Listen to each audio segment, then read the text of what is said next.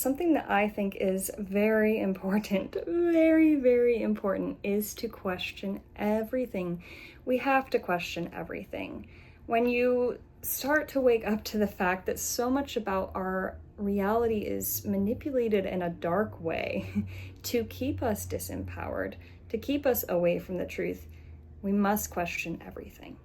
And it's important to recognize that any path that leads to awakening, for the forces and beings in this realm that do not want humanity to awaken, every possible path to that awakening has been in some way intercepted. There's strategic planning. There's a lot of manipulation to try and keep us down.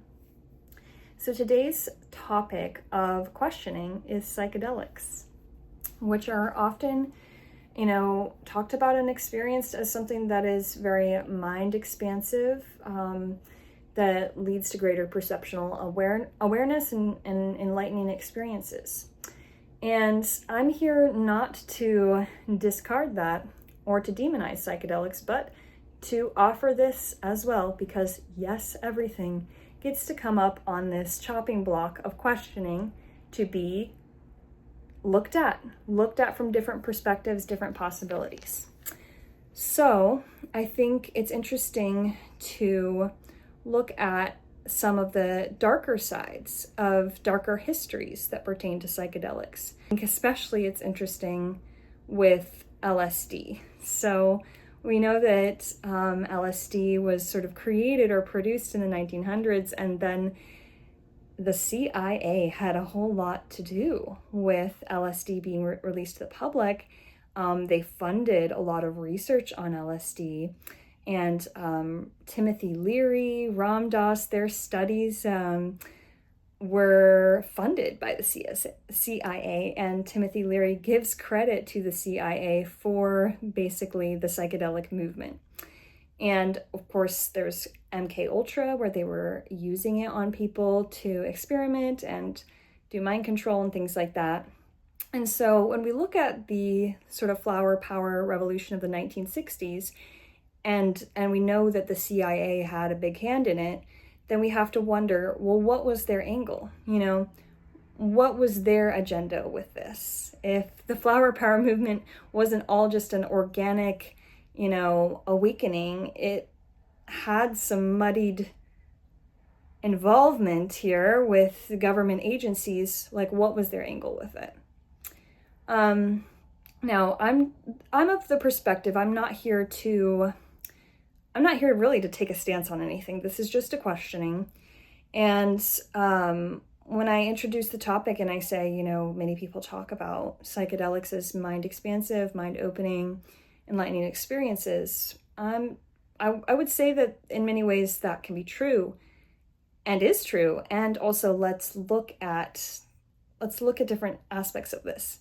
So even looking at darker histories of some of the other plant medicines that have been around for much longer, haven't always been used in the greatest ways. And there is quite a bit of history with people on the substances sort of encountering these deities, godlike entities and things, and basically claiming or taking instruction to do horrific things, sacrifices, human sacrifices to these gods and deities and entities that they encounter and make contact with through the use of these shamanic plants. Now, with making a claim like this, I think it's important to have some research or evidence. I would encourage you all to do your own research. This was something that I had heard listening to a video, and I thought it was interesting learning about the history of some of these communes with deities that then people would sacrifice to. When I asked ChatGPT, it was like, no.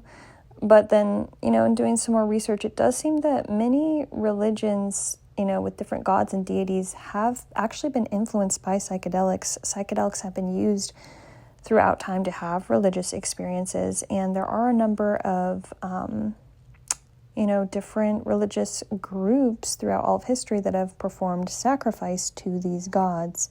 Now, definitely do your own research on this, make your own conclusions. I don't claim to have all the answers or evidence of anything, but I think it's something worth looking into. Let's just say hypothetically that some of these different gods and deities that people have encountered throughout the years and made worship to were not the most benevolent, were maybe some of the fallen demonic entities that influence this realm. And not to demonize the plant medicines, but hey, maybe that is a way that people have made contact with less than benevolent beings who have influenced humanity. Does it seem possible? Does that mean anything in particular about the substances themselves? I don't know. Something to think about. Now, many people, I believe, do experience mind expansion through this because, through it, we live in our society, when we have a society that basically is so rife with atheism, that has been sold and fed this false science that is a propaganda to move people away from spirit and to believe that spirit and anything of the spirit realm is all fake magical fantasy, is an agenda of the science, and a way that science is a distorted path meant to lead people away from awakening.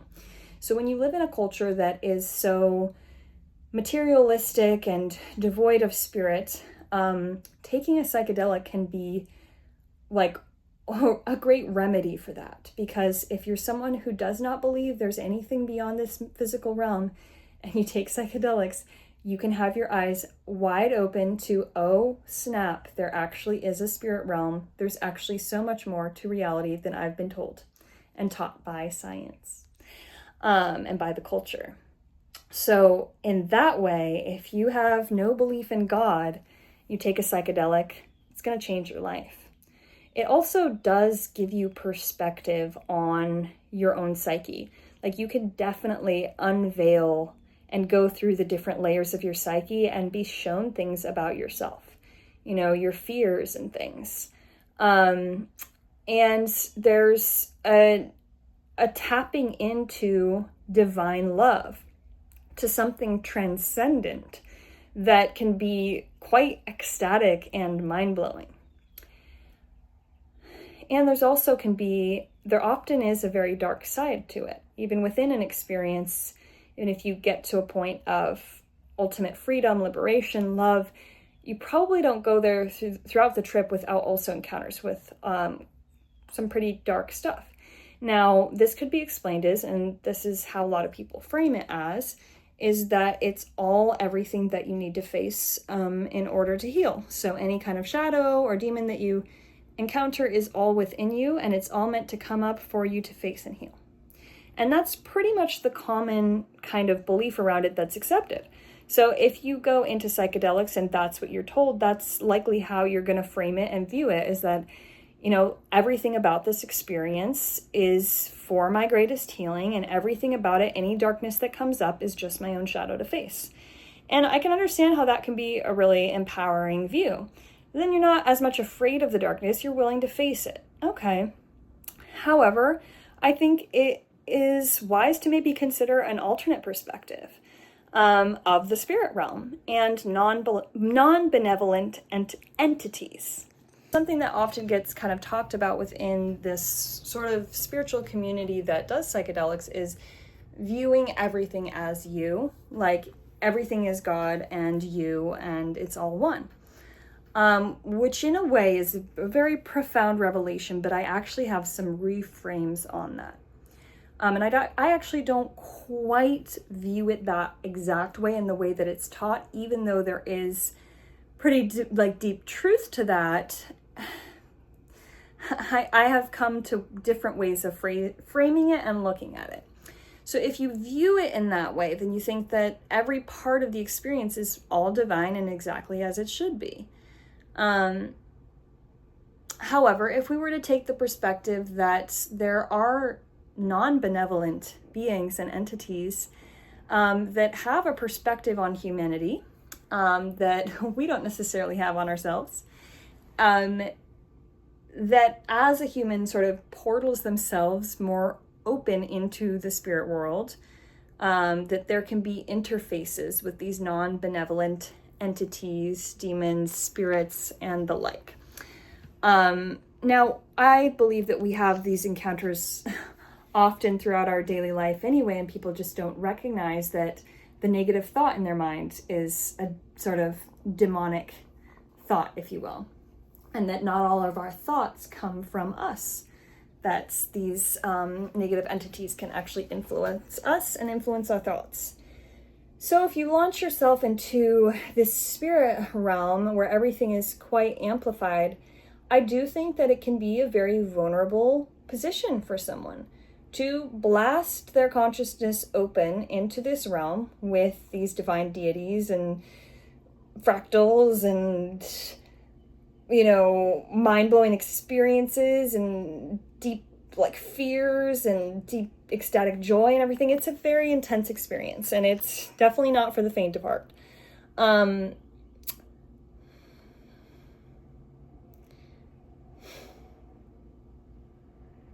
I think there could be something to people who look at it and say, some people in these ceremonies might be being influenced or played with by negative entities.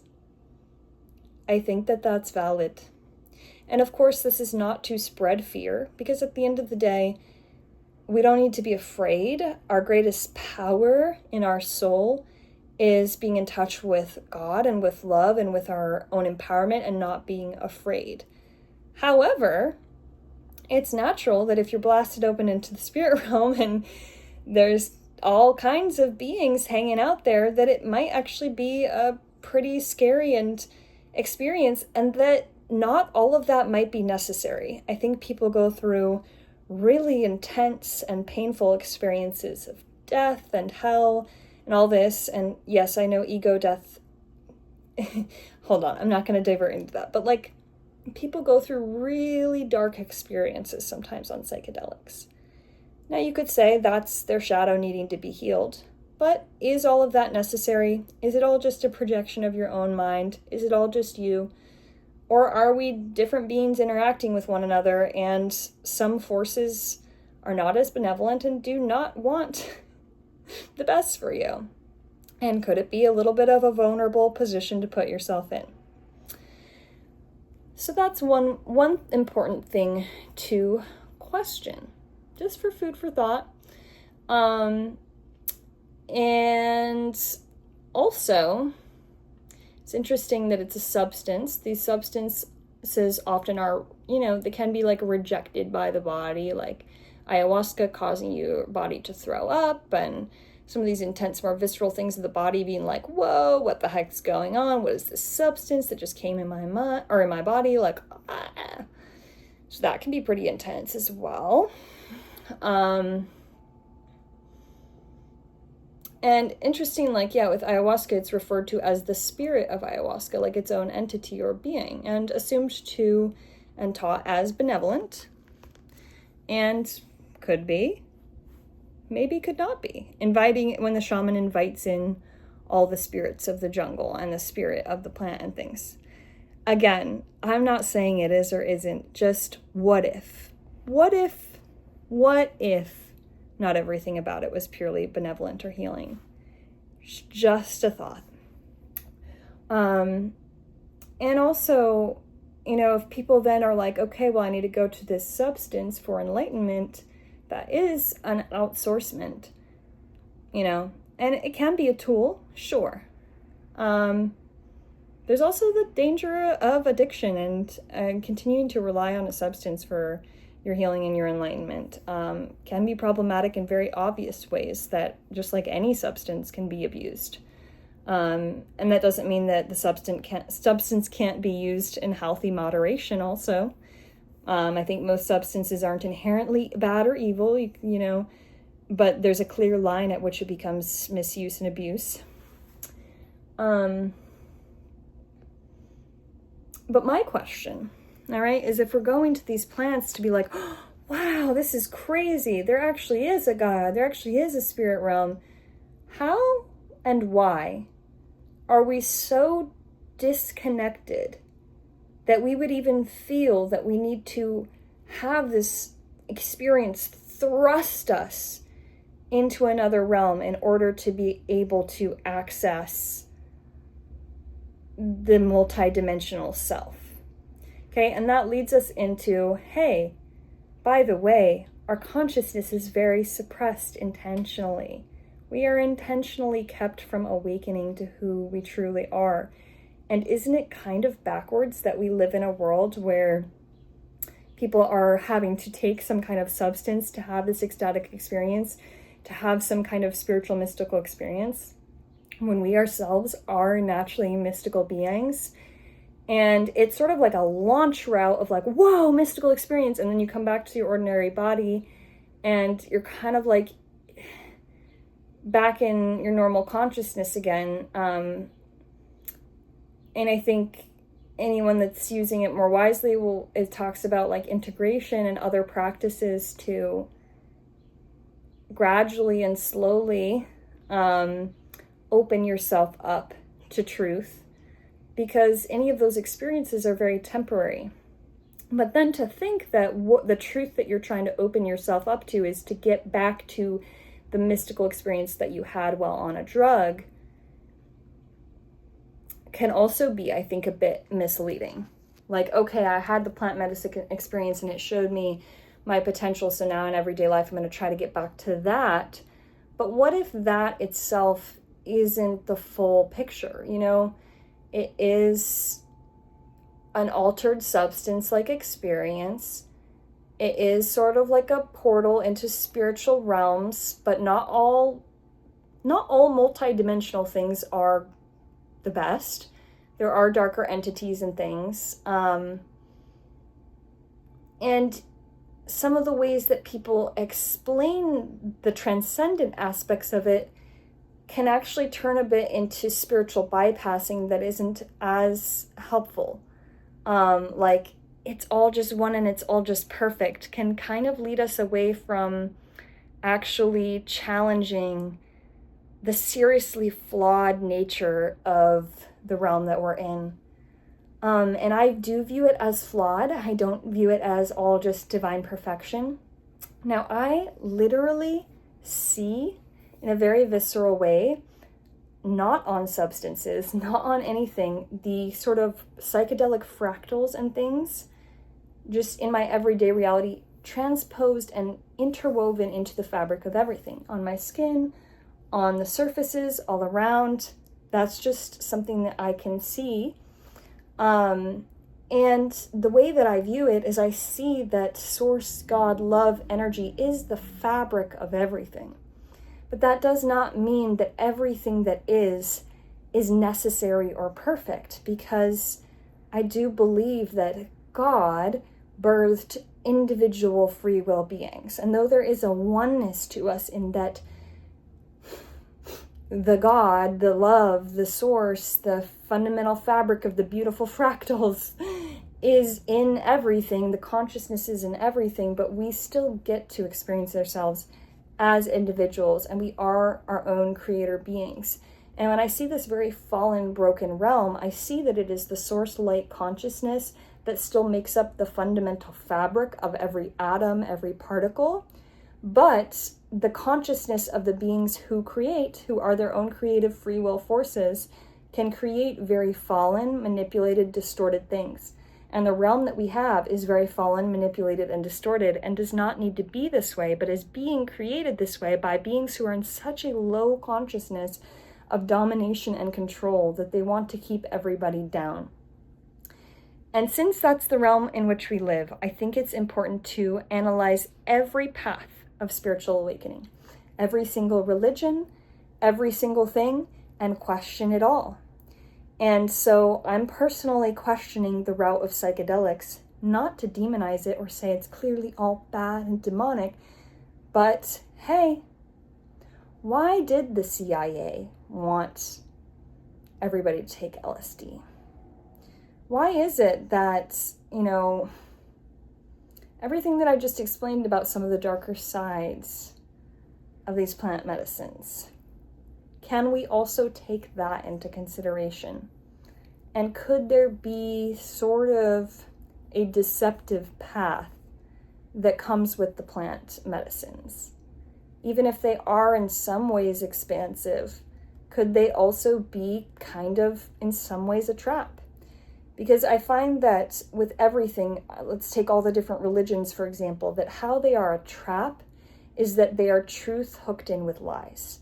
So every single religion has enough truth in it to get people to resonate at a soul level and feel the aliveness of God in some way, to gravitate towards it, and enough lies to keep them from fully awakening and to get stuck in some false story. What if psychedelics are the same way? Enough light that we go into the experience and have some sort of ecstasy or bliss that connects us to something higher, and enough of a trap that we can be manipulated or deceived through it. And I know it's not always as fun to look at everything through the lens of manipulation and deception rather than looking at everything through the lens of like divine perfection, but we are very deceived. There is a lot of manipulation, and it's important to look at it on all ends to really set ourselves free. If psychedelics do tend to get people in this place of like, wow, everything is perfect and it's all love, that can be a passive state. That could potentially, cause people to become passive against evil. And so in that way, maybe that's what evil would want out of it. Also, some of the stuff about ego death and ego dissolution and dissolution of the self that continues to be taught does not feel healthy to me. I've actually come to realize that it's not actually death of the self that we want. Even as the individual self, like a lot of spiritual beliefs try to teach you that you need to die to your individual self to kind of like merge back with the one consciousness.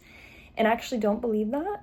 I think that what can die off, and the healing aspects of these experiences would be if we die off to false beliefs of pain and trauma and things that we've sort of picked up along the way, and fear and all that. We definitely want that to die off and to be revealed as false.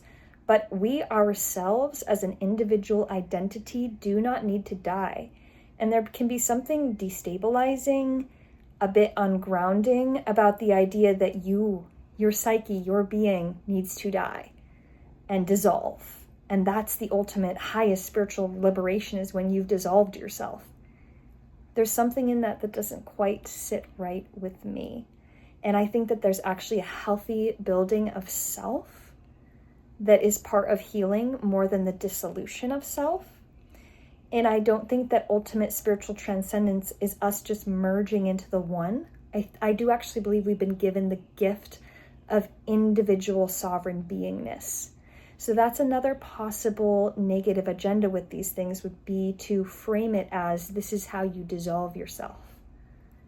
I don't know, Like it's all love, it's all perfection, and you're supposed to just merge back into that oneness.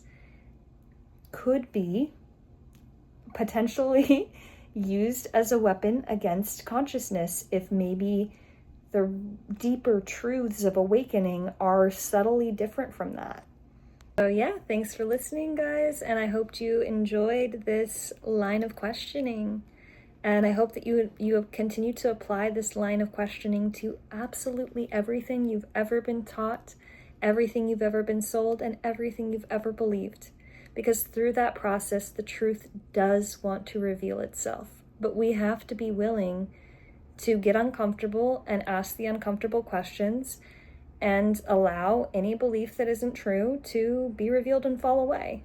Even if it's something that we've strongly held or believed in for a long time from a certain perspective, can we be willing to look at other possible perspectives?